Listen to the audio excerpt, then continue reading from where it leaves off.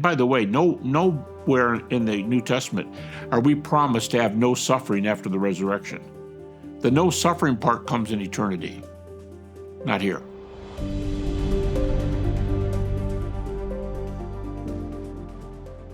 So one good question is this one.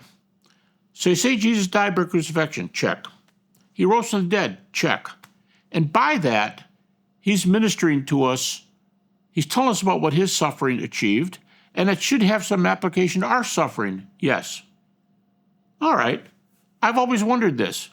Why does suffering continue after the resurrection? Shouldn't have stopped? Now, I would go back to some things that we've said about the early creeds and the truth of the gospel. So we have a lot of data for why these things are true. But let me make two important points. Why would suffering continue when Jesus has already been raised? Shouldn't we be over that? And the answer very simply is no. And the reason it's not over, first of all, let me remind the listeners that Jesus went, by my count, Jesus had 8 episodes where he was really suffering, and God never took him from any of them, unless you count when Joseph took him as a baby to Egypt. The only problem with saying God took him totally from that is that how would you like to have been one of the mothers that lost their baby back in Jerusalem? All of them were killed. So none of Jesus' 8 points were suffering free. Then you say, okay, but that was before the crucifixion. I get you. Okay. Afterwards, the Christians suffered. Well, like what? Well, the disciples, as far as we know, were willing to die for their faith. And you go, well, how do you know? You can't read their minds. That's sometimes called, it's historical psychology. They're scholars are very skeptical of it. You can't read Peter's mind and tell him what was in his mind on this occasion. And my answer to that would be, this is not reading these guys' minds. It's reading their feet. And here's what I mean by reading their feet.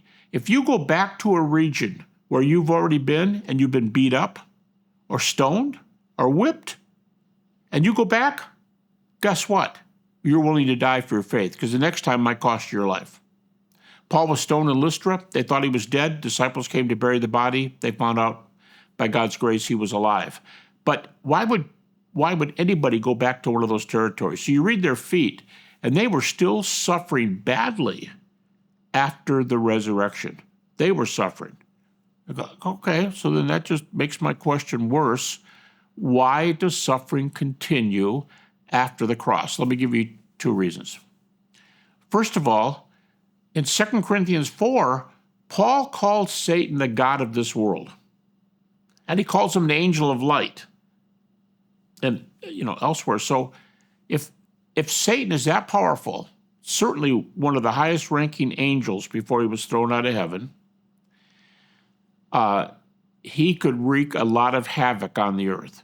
He's like an angel of light, and more importantly, he's the god of this world. Obviously a small g, but he's the god of this world. One reason is Satan is still alive and well.